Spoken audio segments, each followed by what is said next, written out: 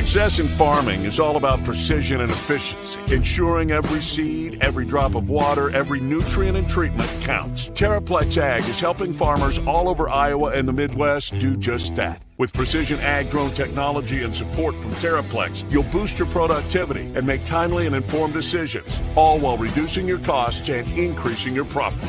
It's time to revolutionize your farming. Harvest the benefits with Terraplex Ag. Visit TerraplexAg.com. Chris Williams, Brent Blum, from the Wild Rose Casino Studio. It's Williams and Blum, presented by Mechdyne, on the Cyclone Fanatic Podcast Network.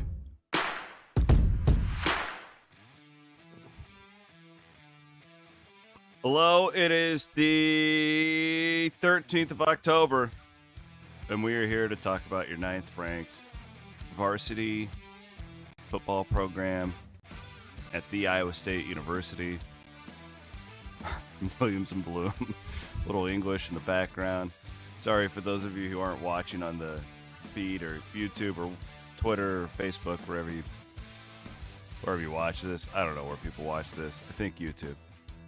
Bloom was like, he had this very mischievous look on his face. Just like everybody thought this would happen, right? Like where he's wearing his hat, paying the quarterback. I've had a really like fun time, and it's nobody's fault. Just like when we were coming up in this business, and it's like, by God, you better not ever freaking give the offensive lineman a cheese curd. That is against NCAA rules.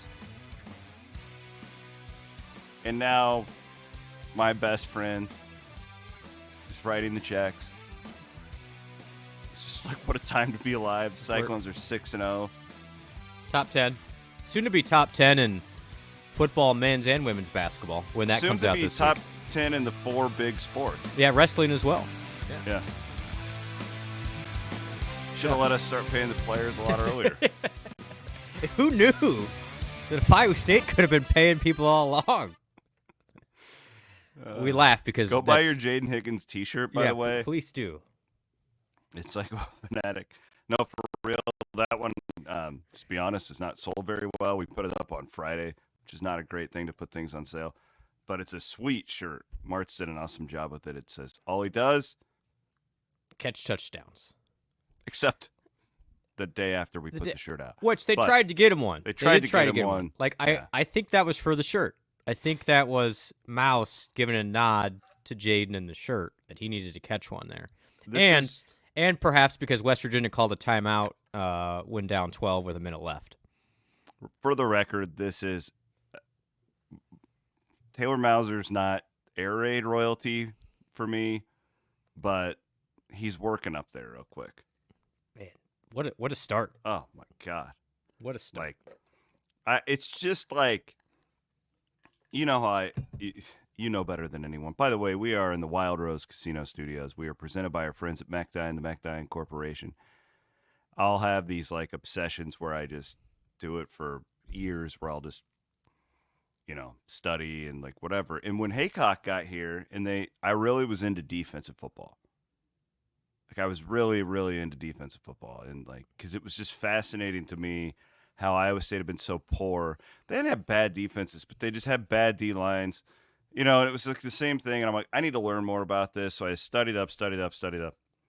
And then I got really into offensive stuff. And like what's fascinating, so I talked about this last night on my post-game show, and I didn't do it very well. So our producer Aiden does a show with Ben Bruns on Iowa Everywhere. It's called Cyclone Sunday. And you guys should listen to that every Sunday, by the way, because Bruns, every time he talks about football, I feel like I get smarter. He just sees things differently, and like it's really good stuff. And he said what I was thinking much more eloquently this morning, where what I was saying, like what they're doing offensively, it's wild because they'll have 3 tight ends, and then they'll be 5 wide, and then they're running the option, then they're 5 wide again. Now there's 2 tight ends. We're playing 3 running backs. Like it's just, but everything feels very sustainable. Like none of it's forced. And it is so like, it's just, you're just better. Iowa State's won a lot of games. Not a lot, but since we've been doing this, you know what I mean? Yeah. We've seen good offense before. This isn't like the first good offense Iowa State's had. But I always felt like, in a lot of times, probably not like the Brock and Brees years, right? Even like when Montgomery was there, it was like, God, like the line was so bad that it was like everything he was getting. It's like, I don't feel like they can consistently do that. For a while there when Kyle Kemp was throwing to Allen Lazard and Hakeem Butler, it's just like, well, those guys are just freaks. Like, it doesn't feel like it all works. Like, they're just bullying people, and they can do whatever the hell they want. They want to run the ball, we'll run the ball. Want to throw it downfield, we're going to throw it downfield. Want to get the tight end involved, we'll get the tight end involved. We're going to run an option. We're going to call quarterback power runs on third down. Like, it was such a beautiful masterpiece in the second half. When I watched it back especially, it was like Dr. Mauser was doing surgery on the West Virginia Mountaineers, and there were all those people wearing black in their Cole game or whatever it was to watch it. It was just a beautiful and that's just leading with the offense. Probably the defense had a more impressive game, if I'm being honest. But just I now, because I'm obsessed with offensive football, like, it really stood out to me. Well, here's why, and there's numbers that back up what you're saying. Okay. And yards per play wise, Iowa State is still pretty good. It's like 6.3, which is top 30% in the country. But here's where Iowa State is elite this year. Okay. And this is the difference. Right now, Iowa State is second in the nation in fewest penalties per game. Second in the nation. Pretty good. Ahead of them, the team ahead of them is Iowa, by the way. Yeah. Crazy. Iowa State is tied for 10th with fewest sacks allowed at less than 1 per game. Yeah, and they actually had a bad game by their standards on Saturday night. Yeah, they allowed 2. Mm-hmm. So, again, elite stuff. Mm-hmm. And Iowa State is 4th in turnover margin. So what does That's that all mean? That's a good recipe to win. You're not going backwards, right? Like, you are not going backwards really at all. And so it allows Iowa State to stay on time and ahead of the chains. And that what somebody put on the forum, and I agreed, it feels like Iowa State's as unpredictable on offense as any time maybe since Steve Loney, in that you don't know really what's happening, and it makes it so hard to defend because, like you said, Chris, you can go 6 different ways and be successful each way. Yeah. And that makes Iowa State really tough to defend. And even that second half, Iowa State was really, really good. Didn't put up a lot of points, but didn't need to because they just put the old anaconda on, and West Virginia had no answers there. Iowa State had completely dictated terms from that middle of the third quarter on, just like they did against Houston. Yeah, it was beautiful. It was a very, very beautiful sight. The option play call is one of my favorite play calls because it came out of nowhere. I'm like, what? They haven't run that all year. They had not run that all year, and he pulls it out on whenever that was. I think I would have kissed Mauser if I would have been in the same room. It's a Southwest Iowa boy growing up watching Nebraska. It's like, whoa! By the way, the quarterback in the run game, it's just another dynamic that, like, when you're, just put it this way, like when you're a fan of a team, I'd always rather play the pocket passer compared to the guy who can run. I was also thinking, watching that game, it's why college football is so much better than the NFL. Although the NFL's gotten better, but these quarterbacks that'll run it, and like Garrett Green, he had almost 100 yards last night for what, that dude's a freak. I don't know. It was a beautiful, beautiful offensive performance, but it doesn't happen without the defense. And, we said it early in the week. We thought if you could slow down their running game, you'd win. It's exactly what happened. We're seeing a theme now. If Iowa State can shut down the run, Iowa State secondary, we've said it for weeks now, I'll put it up against any quarterback in this league. And these guys continue to make big plays. They should have had 3 picks. John Tess should have had 1 that he dropped. But they just keep doing it. It's very simple formula with Iowa State right now. It'll be the same case against Central Florida because a lot of these Big 12 teams are not built to play from behind anymore. It's just such a ignorant view of the league. These idiots that they don't play defense. No, it's like totally different now than it was 10 years ago. And like, get me up 14 on Central Florida, the game's over on Saturday. And that is where Iowa State has really grown, in my opinion, is that ability to, once you're in command, you're the better team, just put them away. Yeah. And it was just nice in that fourth quarter. Iowa State has that really impressive drive to put it away, and it was just like, oh, thanks for playing, West Virginia. That was enjoyable. But to your point, the game turned, in my opinion, and it was because of the secondary, and namely Jeremiah Cooper. That play he made on that third and whatever it was, 3rd and 7. If West Virginia catches that and goes in the end zone and it's 14-0, it's uh-oh time, because it's the other way around. Iowa State gets the stop, the kid misses the field goal, and then Jalen Knowles running 60 yards the other way, and the game's tied.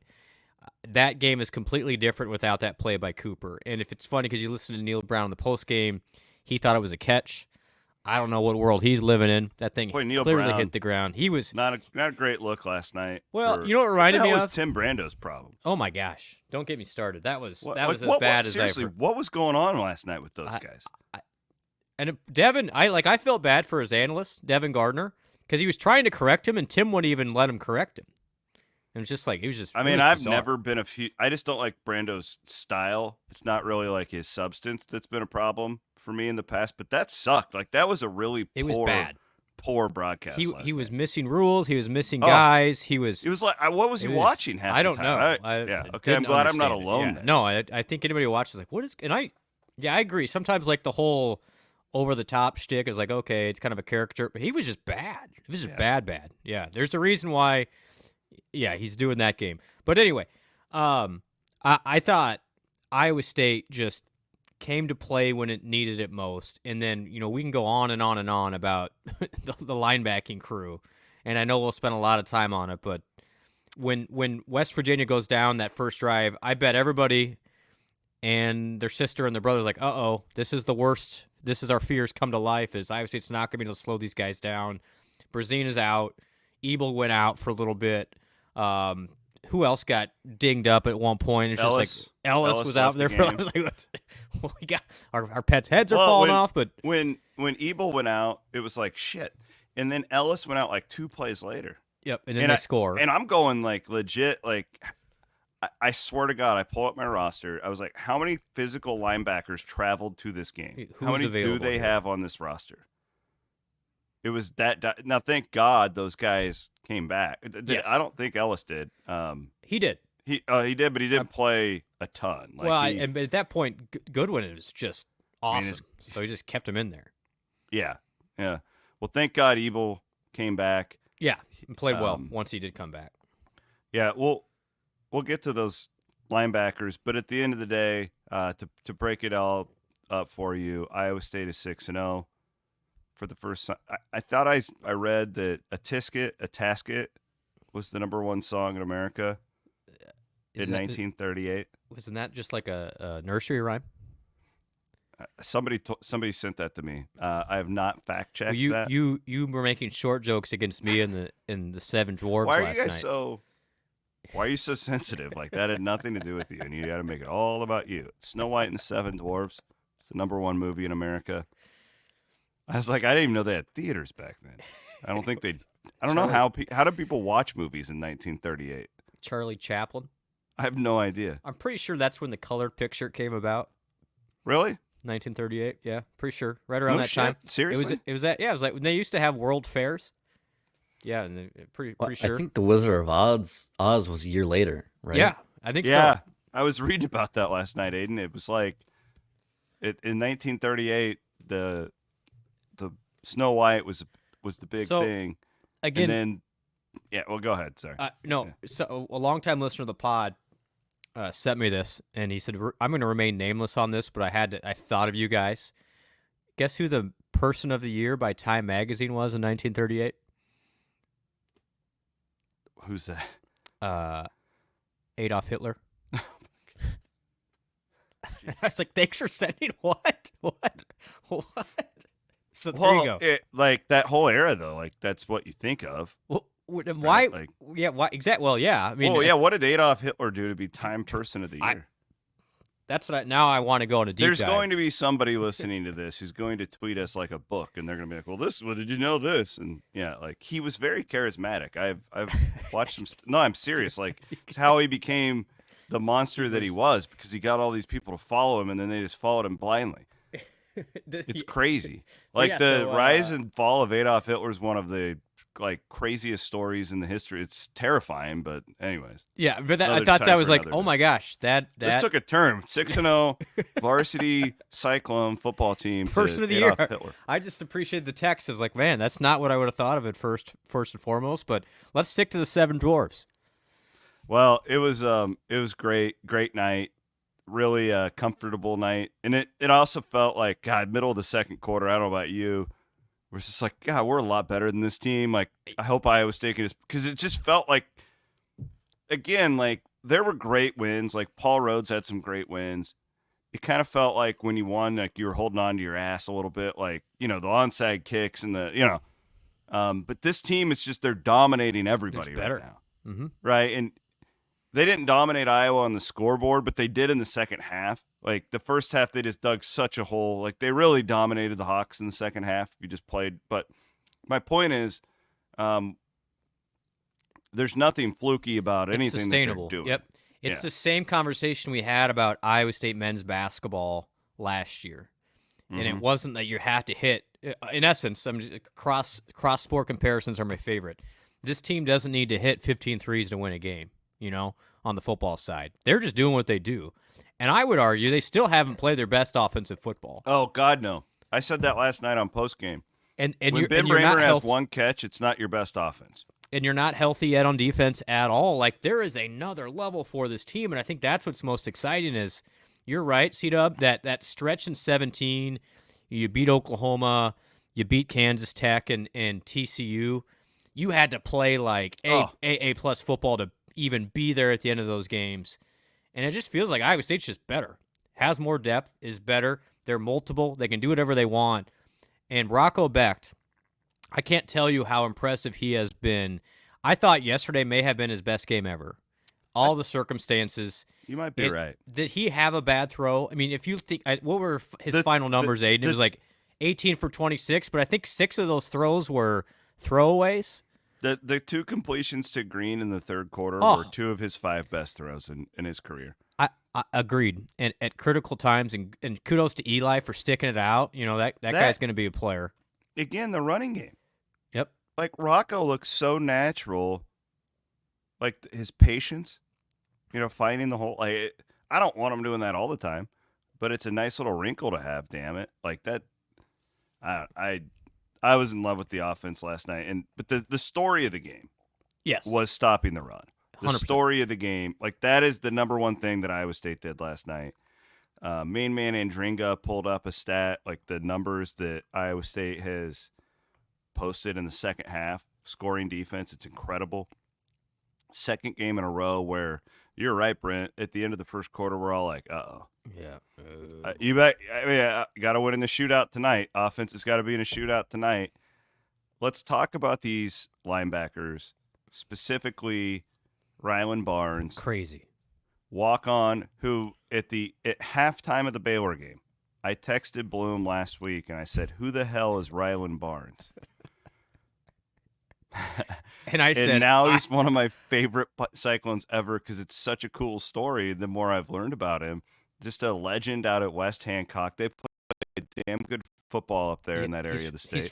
He's technically from, I think, Crystal Lake is the actual town. Yeah, West Hancock is the high school. Shout out to the Brit Speedway up there. Good modified track. Been up there a few times. Rylan comes out, and a lot of times you can't just look at tackle numbers and say, well, that guy had the best game. That's not always the case.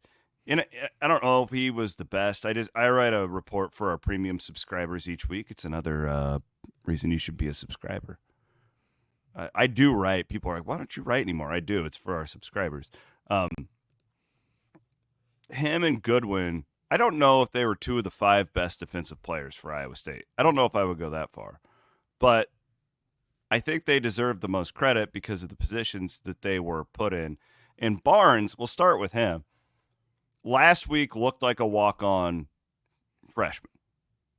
How could he not? Yeah, I'm not played criticizing before. You're right. him. I totally get it, though. He looked like one. It's He like, did. okay, step behind, whiffed on some tackles, whiffed on Baylor's quarterback. They get a 4th down touchdown, right? Like, he didn't look like that on Saturday night. He was assertive. He was fast. Both of those Downhill. guys looked fast. Yeah, and big. Yeah, it was crazy.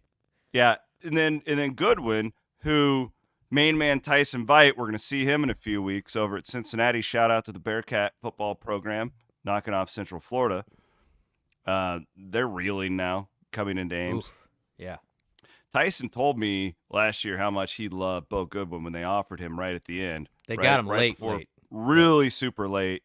And I kind of fell in love with his highlight tape when you go back and watch it. He's one of those guys where Iowa State, they save 2 or 3 every year for a senior highlight tape, and they got Bo with that. Never probably thought that he would be playing as a true freshman. But both of those guys, it's like, yeah, I want Cale Brazina to come back. You know, I want like all the depth possible, but you're not killing yourself right now having those two out there. The problem is it's like, okay, God forbid Rylan Barnes gets hurt. Like, what the hell else is back there, right? Because it just keeps getting thinner and thinner. Got to get more of these guys back, but really a cool story how those two were able to produce. Well, I loved your nugget that his folks couldn't even make it to the game because they had to harvest. Harvest, man. They're on the farm. That's what I said last week. I went on that rant. Quit bothering these farmers if they can't go to the game. It's their livelihood, okay? The Barnes family on the family farm. Harvest has to come first for these people. Shout out to them. I'm glad they got to watch their son. I hope they could make it to Ames next week. I agree. That was the story of the game. Was that those two in particular? Just because again, not that you don't appreciate them, but that secondary has been so good all year. I thought John Tez the second half was awesome. He got picked on a little bit in the first half. He came back, huge resiliency there. But on that end, obviously Heacock gets credit, and he's starting to get more and more credit, well-deserved, like long past overdue for that guy. But give me a shout-out to Colby Cratch, the new linebackers coach, who elite has done an amazing job. There are some people, and some people I respect that were not totally thrilled with that hire. Like, oh, that seems like a really conservative hire for. Yeah, they said that about Mauser too, probably. Very, very much. And then who else I'm going to give a shout out to is Coach Cagey and the strength and conditioning staff. No doubt. If you think about where this program was strength-wise, even 3 years ago with that Brock and Brees team, Iowa State wore down, and they had guys that just weren't ready to play. They were not physically there. That's why Campbell made the big change a couple of years ago anyway. A guy like Goodwin comes in literally in June, and they got him up to speed, ready to go as a Big 12 quality linebacker in 3 months from small-town Iowa. Like, I think that the work they've done on the strength side, nutrition side, no one's shouting out those folks, but I think that has been the biggest growth area for Iowa State. I mean, you look at those two teams on the field last night, C-Dub, who was the better-looking, more impressive Big 12 team?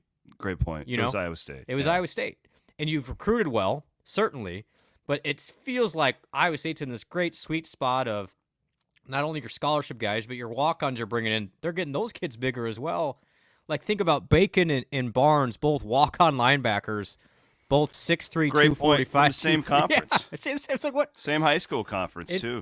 And in That's an era, a Rob Gray story written all over it right there. And in an era when everyone's getting transfer portals and paying high dollar, here's Iowa State doing the old school method of getting walk-ons, developing them into really good players, and then those guys are performing at zero cost, honestly. Like, it's nuts how Iowa State's kind of found this, and at Iowa State you got to be creative, but they found this little niche to make it work, and Barnes, Goodwin, all these guys are a part of it. I mean, Ellis hasn't played a whole lot. I thought he was really good. Like, there are just story after story after story where these guys are plugging and playing, and now it's almost the expectation of you get in there, it's no excuses now. You're here to play, and you're going to play well, and can't say enough about what the D-line does and the secondary does for those linebackers to just go and do your job. Don't overthink it. Just run downhill and make the play, and that's what that secondary allows them to do. Best game by Joey Peterson. He was great. Career, another good one. Yeah. Yeah. Another Iowa kid, too. I mean, I think that's – if you take a big overview of what's going to make this extra special years from now, is you look at who Iowa State's doing this with. Yeah. And it's a pretty neat story. Yeah. And then we can highlight some of those other guys. We got to thank some of our great sponsors. Iowa Kid, Colin Newell. Talked with him. He's doing Cyclone Reaction with me now on postgame, and it's fun do this with him because there's like this sense of pride that Colin has because he was one of the pioneers of the Campbell era, really, like when they really got that thing going.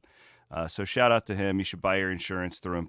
Farm Bureau Finance. Money's tight right now for people. It is. You know, like say whatever they want about the inflation. It's going down. It's like you go to the grocery store, like stuff's expensive. Colin can save you guys some money, probably. I can't guarantee it, but he'll let you know and he'll be honest with you. Take a good look at all your policies and get you some better coverage from Farm Bureau Financial Services. Of course, we're in the Wild Rose Casino Studios. We are presented, as always, by our friends at Mechdyne. We have a date with Chris Clover at Mechdyne on Thursday night. Looking forward to that. Can't wait. I'm sure it will be we're going to solve all the world's problems on Thursday night. We will report back next week. I also want to thank our buddy Andrew Chaplin. He is a realtor. He is located in Ames. And he does a hell of a job with our friends up there at Hunziker, and he can hook you up. You can contact Andrew Chaplin for your real estate solutions. I get it. The interest rates are high, all that stuff. There's a lot of people, Brent, like maybe you get a new job, you get a divorce. There's stuff like that. People are moving all the time. We're planting the seed right now. Next time you got to move, support our guy Chappie. Well, I had somebody reach out today. He said, hey, just found out relatives going to Iowa State. Now this makes me want to get a second home in Ames. I'm like, I know a guy. Boom. We know a guy. We have people. So if you have kids that are going to Iowa State and you want to be able to follow your top 10 football, men's, women's basketball team, and wrestling team, why not get a winter home in Ames? When our kids are that age, we need to buy a house together and just it's rent actually it. a really good investment. Yeah, no, and just rent it like for them and their friends. Now, the problem is your boys. Like, I have a feeling my little angels, they're just going to use it for studying. They're never going to drink. My girls, they're just going to be in there, reading their Bibles during the off time. And then your little crazy ass boys are going to come and they're shotgunning beers, smelling, just like the old man farting here. Everywhere. Yeah. Like just gross, like now, little boys do. You know this as well as I do. Both of our oldest are very much similar, and they won't be any of that. And then Evan, Cammy, and their friends are good. Yeah, they're going to be at the library. It's the younger two. Why is it always the younger two? Everybody. There's going to be both of them will be jumping on tables. Do people still go to the library? It's renovated. Have you been in there recently? I haven't been in there since it's actually 2007. Shockingly, yes. This is what I'm. Again, I think this era of generation gets a bad rap. The kids like hanging out with each other. They like studying together. Which I mean, there's a lot of new study spaces in the library these days. Good for them. Yep. Yeah. I'm a bad example, but I pretty much only went during COVID. Went to the library during COVID? Why? Yeah, so because be around people when you weren't supposed to be. What would you do that for? Yeah. Well, I didn't have in-person classes. I was either in my dorm, at the dining hall, or at the library. That sounds horrible. How did people wear masks while they ate at the dining hall? You didn't. Oh. I mean, if it was like you'd have to wear it up until you sat down, and then you could take it off. That'll be a fascinating story to tell someday, Aiden, like to your kids or nieces and nephews or whatever. See, but people ask me, like, oh, what was it like? I don't know any different. So I don't. Yeah, because it was just your thing. Yeah. But that's still really just odd. Were the bars open? The bars. Yeah, were the bars open? I think. I think it was pretty spotty. Like they weren't open because COVID didn't come out. I think it was only out till like 10 o'clock or something. Maybe it only came out at 10 o'clock, so we would have a curfew and all that stuff. COVID had a clock. Yeah. Yeah. Yeah, you can't. COVID only spreads after the hour of 10. This again, another reason why I'm very happy for this season because 2020. Oh, it sucked, man. Was awesome on the football field, but also horrible in so many ways that was the year that everything clicked. And it's the most Iowa State thing ever. This has been even better so far. Thank our friends at the Ivy College of Business. They are big supporters of the library. You should totally go and study for your Ivy College of Business course at the library. I always tell kids all the time when they ask me, oh, I want to be a sports writer. Great. Go get your business degree. You can do that on the side, work really hard at it, get a double major in journalism in the Ivy College of Business because it's the most versatile degree in all of Iowa State. anybody can use it in the future. It doesn't matter if you're going to be a doctor. It does. You can use a business degree. You will put it to use. Ivy College of Business at Iowa State. Do you want to know what the fastest growing in numbers degree at the Ivy College of Business is? No. Finance. Well, which I would recommend. That's a good it's path a good to go one down. to get. That's a good It's path to go good down. one to get right there, no doubt. Just two other fun facts for you. The highest starting salary out of the Ivy College of Business, it's almost a tie between finance and supply chain management. Supply chain, big deal at Iowa State. That's the like translog program. The importer-exporter thing in Seinfeld. Sure. You don't even know. Aiden knows what I'm talking about. Yes. He's an importer, but he really wants to focus on the exporting. Importer-exporter. Okay. Yeah. The football wrap up, again, you said it well. I thought on the linebackers, this is a vastly different story if you don't have that D-line in front of it. And more importantly, it all works together. There's three layers there. But the secondary, I believe, is Iowa State's greatest weapon as a football program right now. It's not that sexy to talk about. I get it. But the ability to just go one-on-one the way that they are, the ability of the safeties to make such a difference in the run game, which they do, it's one of the best units in Iowa State football history, I think, this current secondary. I really do. You could probably say that about the wide receivers, too. I was going to say, right? those two groups, like that's... Yeah, right? Am I out of turn there? No, you're not. Okay. No, you're not. These guys are just so locked down, and not only are they, neither Purchase, Porter, or Williams is as good coverage-wise as Tampa was, but they're all big hitters, and, maybe not Porter, but right, they're big play guys. They're good on coverage, but they're elite on some other things. And then the three safeties are, I would take them up against anybody in the country just when you combine their physical abilities with their experience, right? They've played so much football, they don't get out of position very often. I'm in love with that group. Neil Brown had, again, when he wasn't complaining about the officiating, which he's getting a little desperate mode, so I get it. I get he was frustrated. He said, Iowa State's, one, really good, deserving of the ranking, which thank you, Neil. But also he said their defense is actually really simple to start out, and then they always have an answer, is what he said. Almost as if what we have always thought, but Brown kind of solidified it, is Iowa State gives you some stuff early, figures out what you're trying to do, and then they shut it down. And by the time they shut you down, you can't readjust as quickly as Iowa State can readjust. Those safeties allow Iowa State to do whatever they want. And it's just really hard. And I don't know if you saw it, but Jeff Woody had a great, doesn't use the old Twitter machine often anymore, but he had a really good video breaking down of what Iowa State did to Garrett Green in that second half. In that, they would rush 3-seed up, but they would just close off the one side of the pocket to take away a side of the field for Green to scramble. Then you have two spies on him to take his runaway, and then you let your secondary go make a play on the other half of the field. And it was really, really, again, Woody, great analysis, by the way, Jeffrey. Yeah. But just to a T of Heacock wants to get you into this trap where you feel good about it. Then when then they shut you down, then you get frustrated, you panic, and that's when the turnovers come.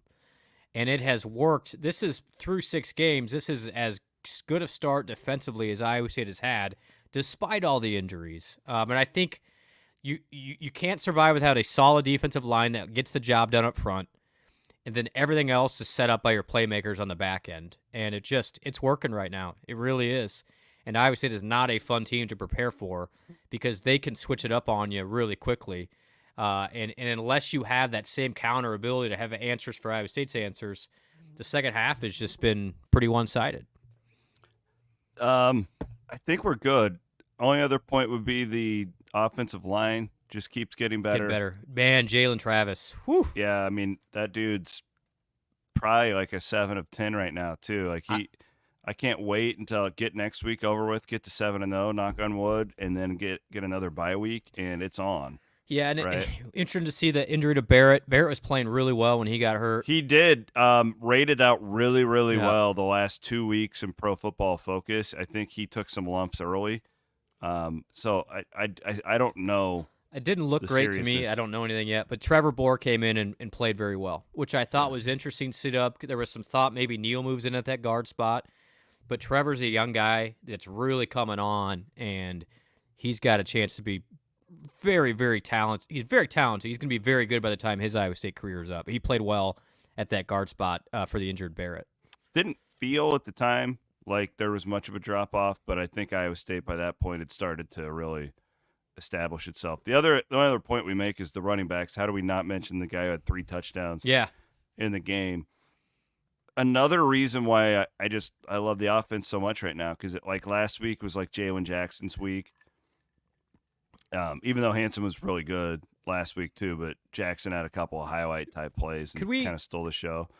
If I don't have to hear Tim Brando say "Action Jackson" one more time, it'd be good enough for me. I've never heard that. I'd is never Brando heard that before. calling the game? No, is he on next week's too? It's FS1. It's FS1.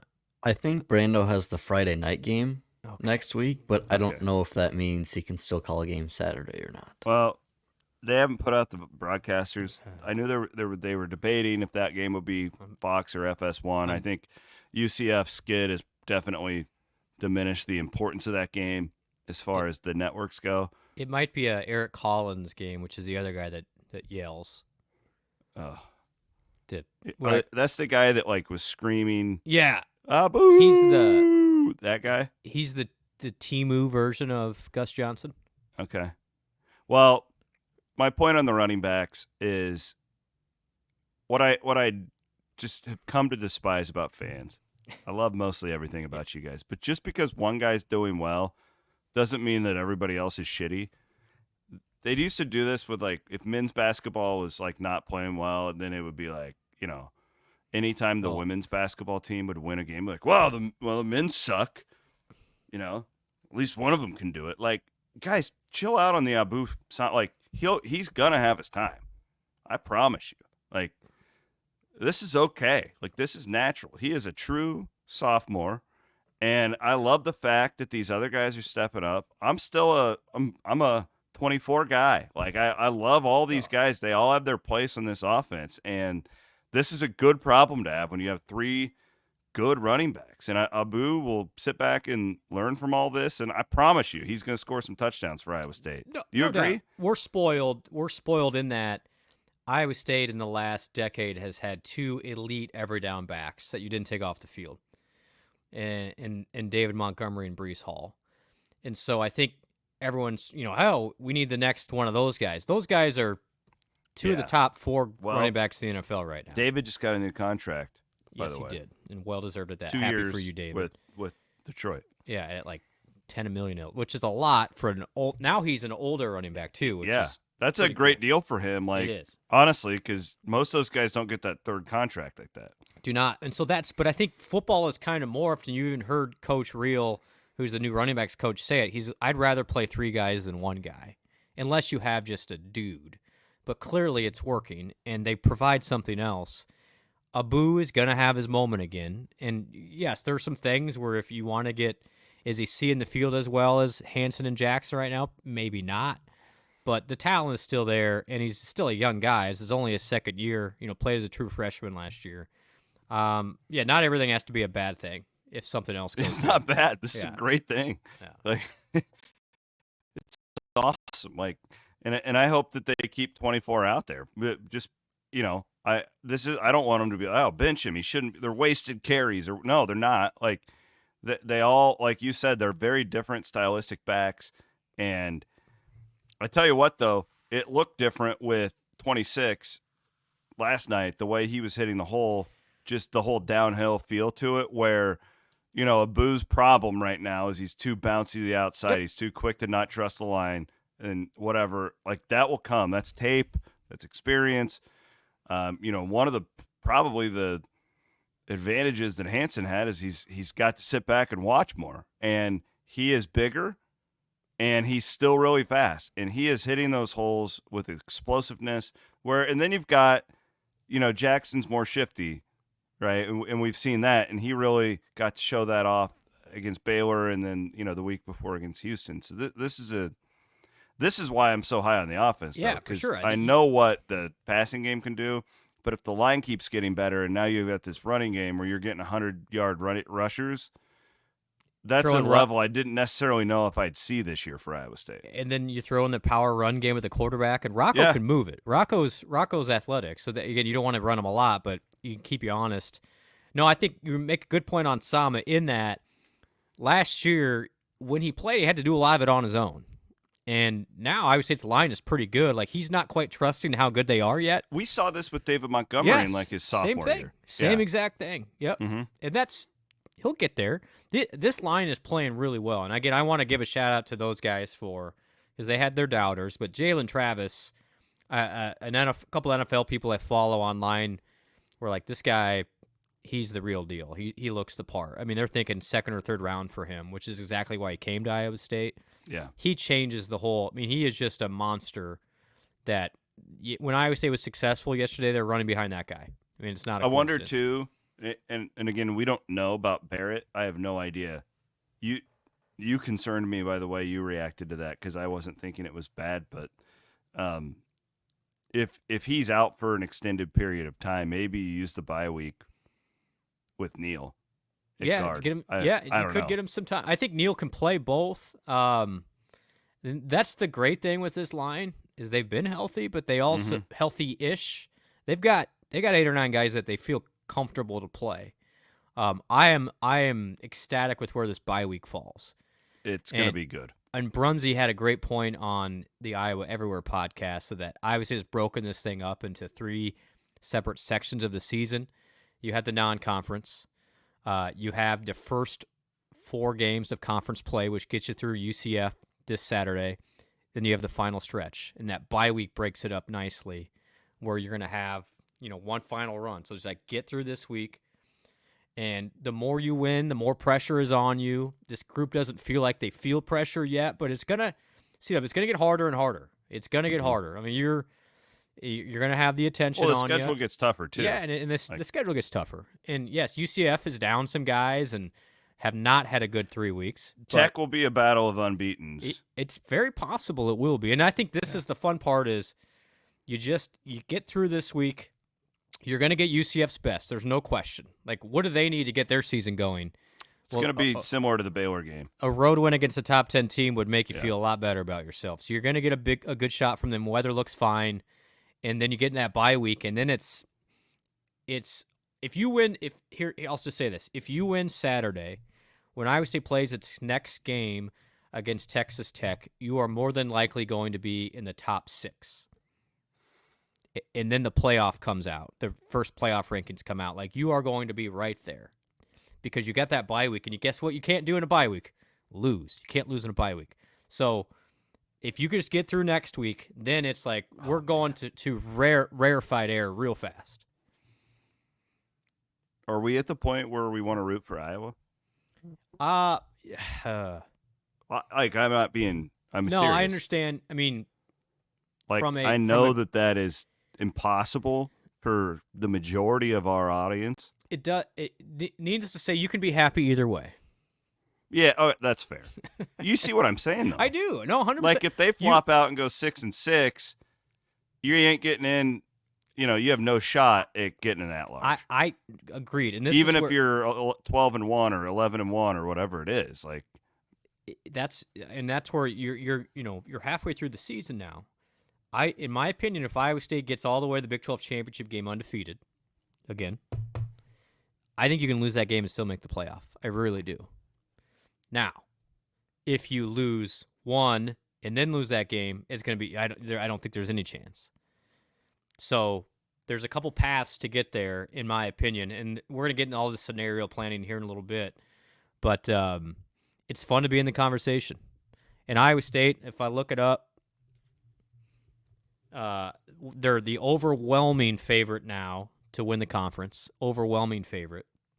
And then I don't know if they're out yet of what the odds are to make the playoff, but it's pretty good. So Big 12 right now, Iowa State to win the conference C-Dub, plus 160 to win it. Next in line is K-State at 350, BYU at 5. So it's now it is now pretty crazy that Iowa State has separated itself from the rest of the pack. Okay, we're gonna get into our Wiffles Hybrids Big 12 segment. Before we do so, I want to thank my buddy Jeff Kelderman and all my friends over at Kelderman Manufacturing. I want to tell you about their YouTube page. Go to YouTube and type in Kelderman Manufacturing. It's really sweet. They showcase what they could do as far as their custom suspensions and all that good stuff. It's what's crazy is these Kelderman YouTube. They all have like 10,000 views. Like a ton of people are watching this stuff. Not that it's not good stuff. It's just like you would think like, oh, I'm gonna go and watch videos about truck suspensions. Might be a little bit like niche. No, like these dudes are all over the place. They're really well done. Jeff does a great job on camera as well. I want you guys to learn a little bit more about our partners and friends over at Kelderman Manufacturing. Again, go to YouTube and type in Kelderman. Yeah, if you check it out, it'll give you some ideas of how you might be able to plug yourself. Pimp My Ride. Have you ever watched that show? Back in the day, Ice Cube. No. Exhibit. Yeah. X to the Z. That guy had a deep voice. I was very jealous. X to the Z. Who else do we want to thank? Oh, Ames Lager. Had one of those last night after the game. I don't drink until after Iowa State games now. It is a new rule for me. What? I refuse. No, I don't.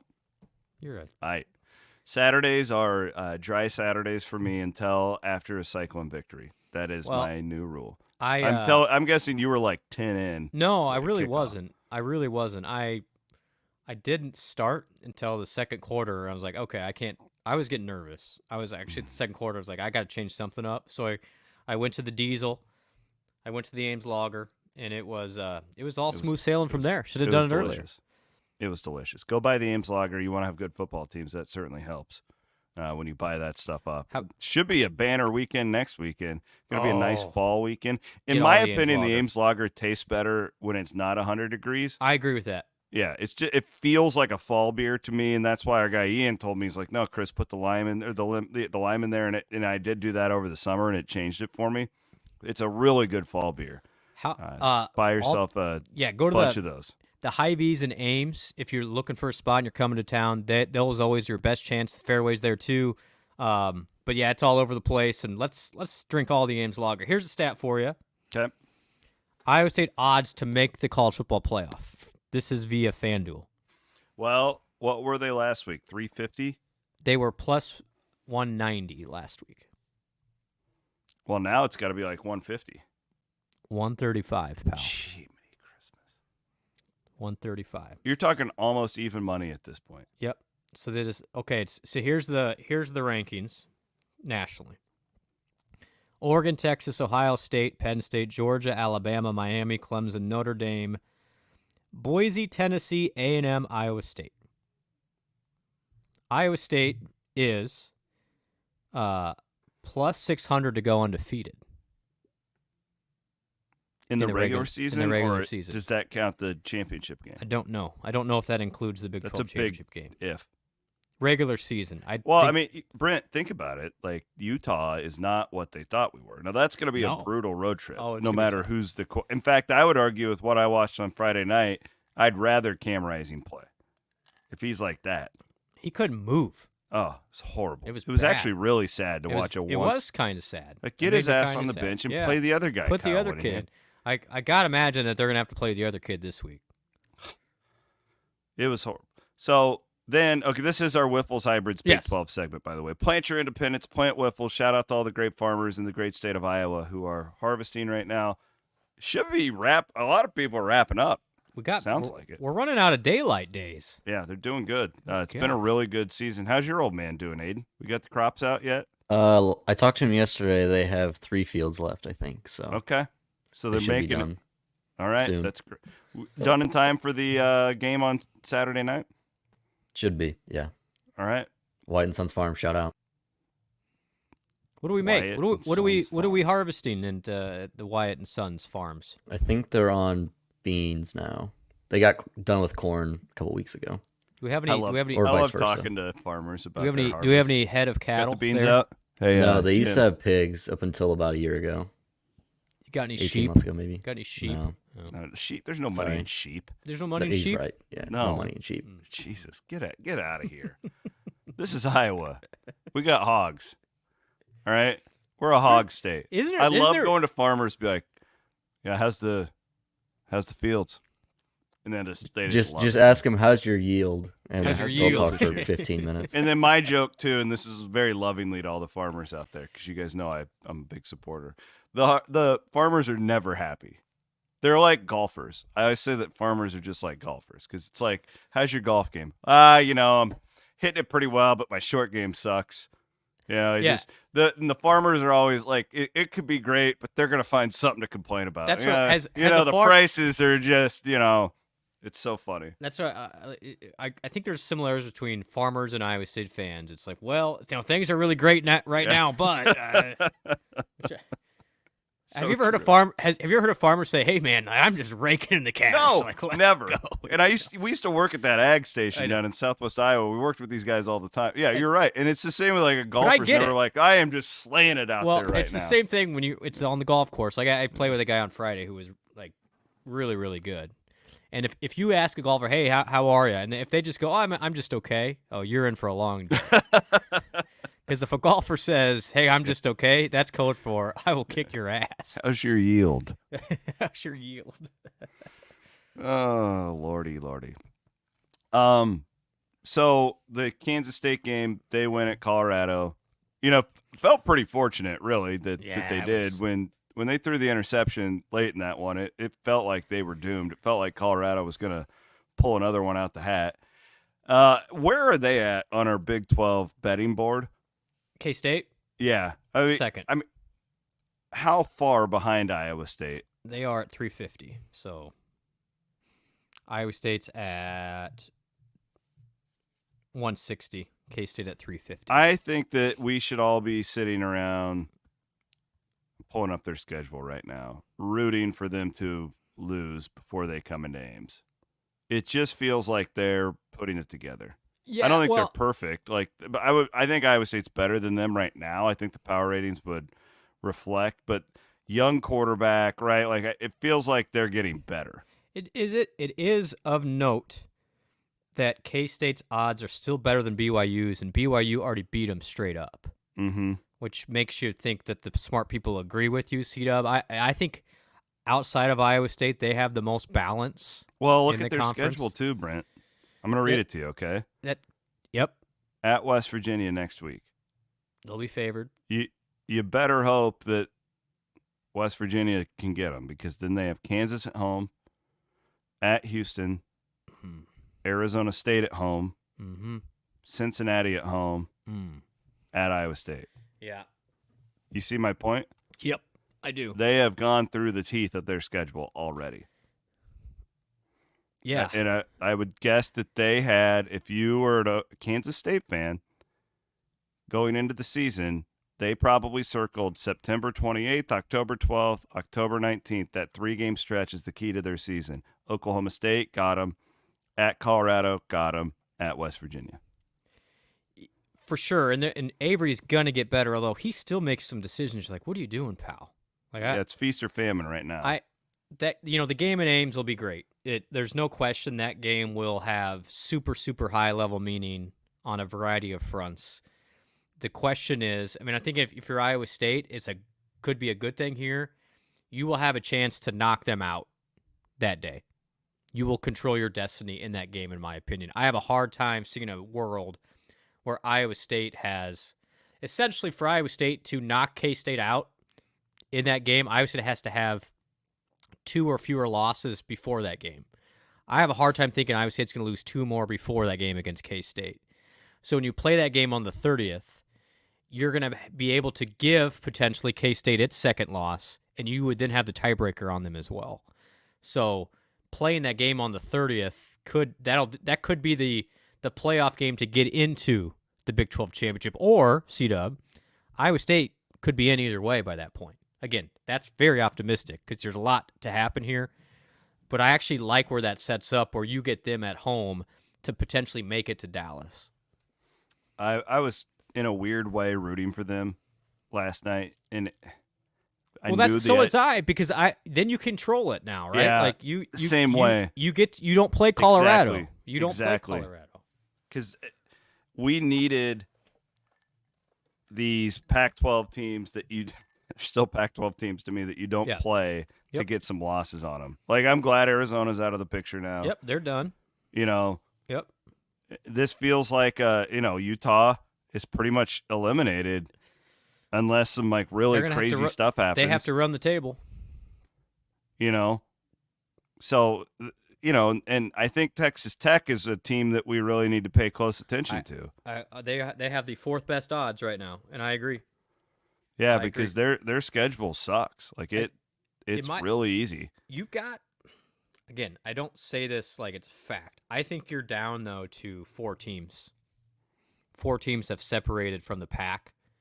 Again, a lot can happen, but it's Iowa State, K-State, BYU, and Texas Tech. I think all have legitimate cases to get to Dallas. And Iowa State gets to play K-State and Texas Tech, which in my opinion is good. But it's also good for them because in their mind they think, well, if I beat Iowa State, then I got one up on them. So, and then Iowa State doesn't play BYU, which kind of leaves you helpless. But I would like to look at BYU's schedule really quick. I watched a lot of that game. They are just very, very solid on defense. Retzlaff's been good, the quarterback. I don't love their skill guys, but they haven't needed them. So they get Oklahoma State at home. Okay. At Central Florida. Okay. It's a long road trip. Utah. And that, whatever, that's a toss-up. Like, anytime those two teams play. Yep. I would say they'd be favored right now. I don't know if they're Utah? Yeah. Yeah. Ish? I'd still think Utah's not very good. I know they're not, but I still think the reputation gives Utah the 2-point favorite. Okay, but just watch the games. Like I'm with you. Now, having said that, I'm not burying Whittingham.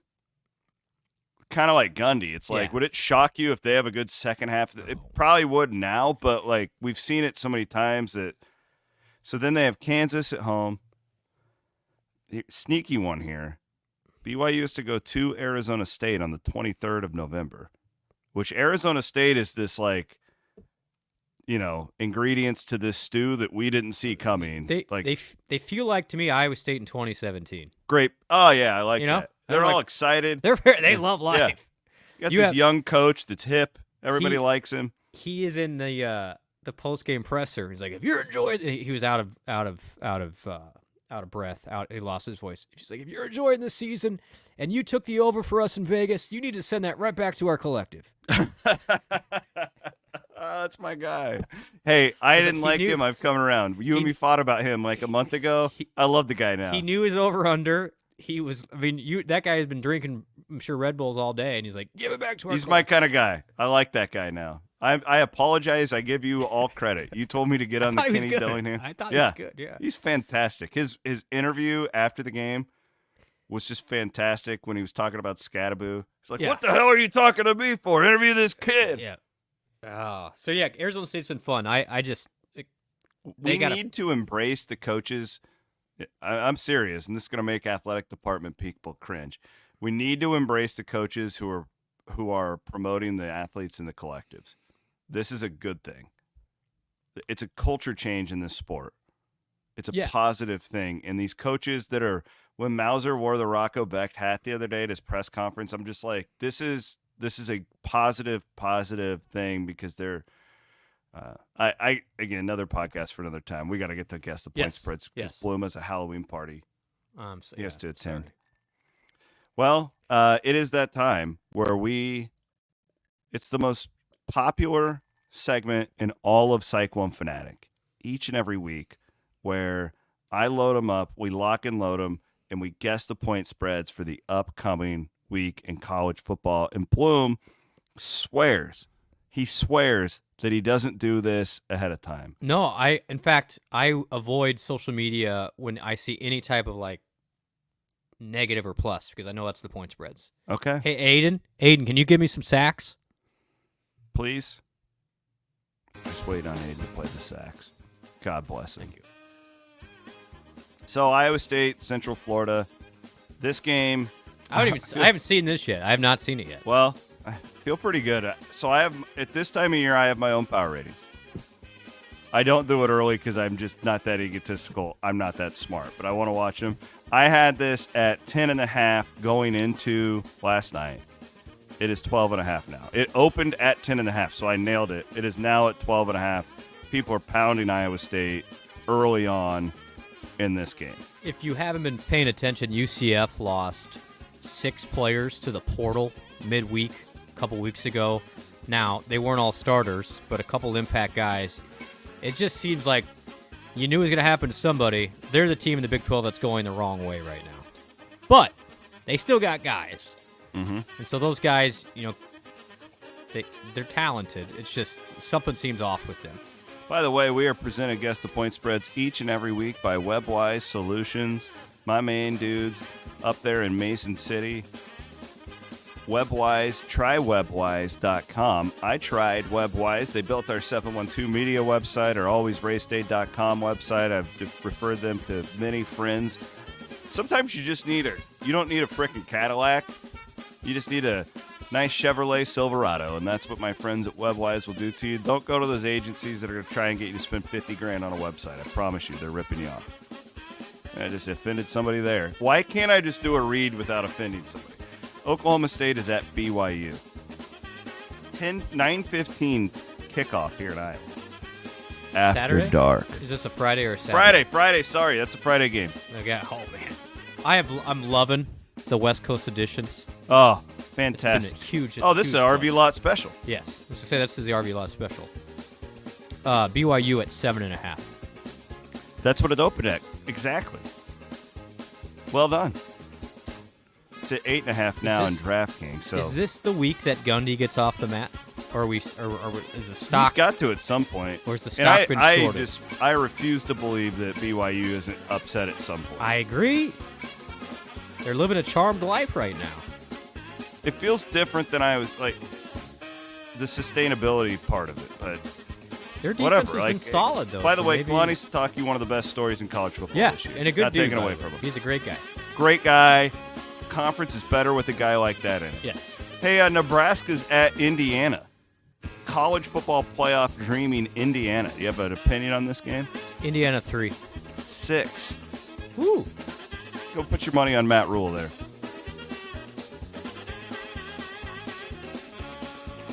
Have you seen these stats about these cross-country road trips? Yeah, it's not And gone like well. how none of these teams are covering any week? Not gone Go well and for bet the- your money on Rutgers right now. UCLA is at Rutgers. Oh my gosh, and UCLA's got issues anyway. How much is Rutgers favored by? 7. They looked terrible last week against Wisconsin, though. The problem with that is, like, Wisconsin actually has a coach that can go into Shiano and be like, we just have better players than you, and we're just going to do this. Like, UCLA is going to try and do all this weird shit. Rutgers will just beat them up. Do you know who the UCLA offensive coordinator is? No.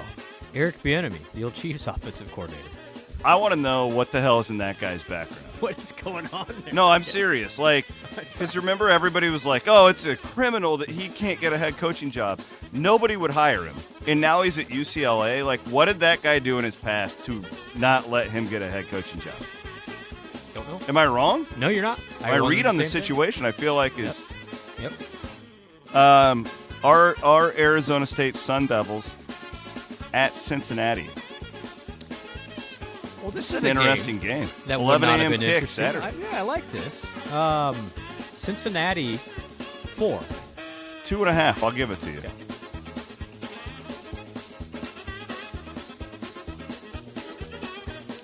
Gamecocks of South Carolina. Oh my God! Did you watch that game? I did. That was a freaking wild ride. Did the Cox leave your mom hanging there? They were Here, ecstatic, and then they just got flaccid all of a literally, sudden. the Where'd the yakety sacks go, Aiden? the What the hell's going on here? the Thank you. all those top 10 teams that all won, and only Tennessee dropped out of the top 10 after they just completely survived an awful performance against Florida. If Alabama, What about our guys? Did you tweet at your red dirt? no, I will. You're an Oklahoma fan yet? I will when they fire Venables. I'm just waiting for when that happens. 2.5 is your line here. Oklahoma over South Carolina. Okay. That South Carolina-Alabama game was one of the most painful experiences. If Alabama lost that game, they were out of the playoff. Do you know what the South Carolina fans would have done in Columbia if they won that game? It's a really weird fan base because it's like half the people are just filthy rich and then the other are dirt poor. How many? Okay. Is the SEC getting 4 in? Absolutely. Is that what Sankey's little passive-aggressive press conference was about? I'm not getting into it right now. I'm not doing it. I'm not doing it today. Yeah, you know better than to get me going down that road. We're already at an hour we're behind. 5. Yeah. Houston is at Kansas. Yikes. I'm assuming in Arrowhead or yeah, it the is. soccer field. Gosh, there's going to be like 12 people there. Kansas at 7. 7 exactly. Blum is in his groove. It's like he's rounding hole green number 11 on with a lot of confidence going to the 12 tee box right now. Alabama at Tennessee. I mean, is this fascinating or what? This is a knockout game. Isn't it? Your boy down there at Bama, Kalen. can you, and I don't feel bad for any Alabama fans, but what a hell of a 3-week stretch they've had. My goodness. Georgia, you're beat by Vanderbilt, and then the ending of that South Carolina game, it's exhausting right now down there. This is in Tennessee? Yes, in Knoxville. Tennessee's a 2-point favorite. 2.5. Bama is favored by 2.5. What? That is a miss.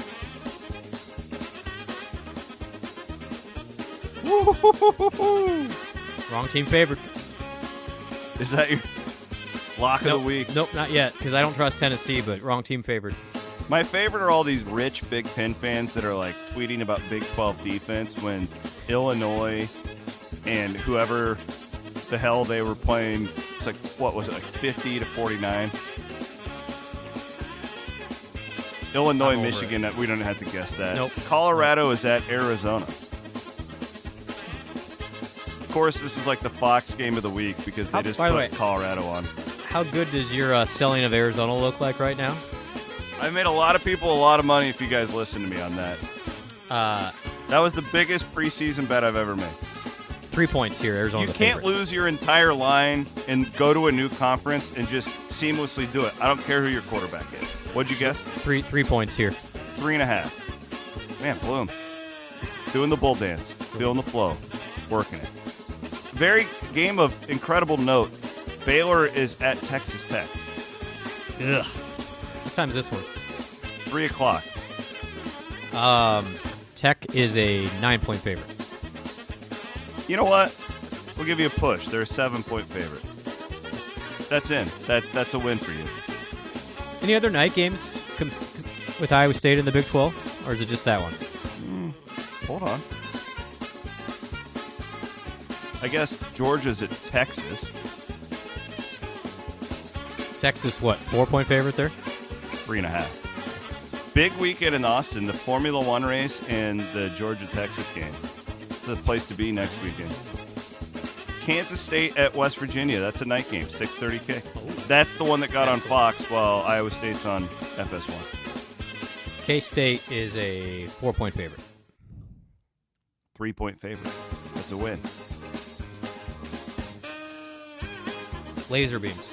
We do have a After Dark on Saturday. Really interesting line, too. TCU at Utah. These Big 12 lines are hard. You're doing really well because they're... 8. 6.5. I would have been more with you. To me, that's a closer line than I would have had this. And maybe they're on the Cam Rising here.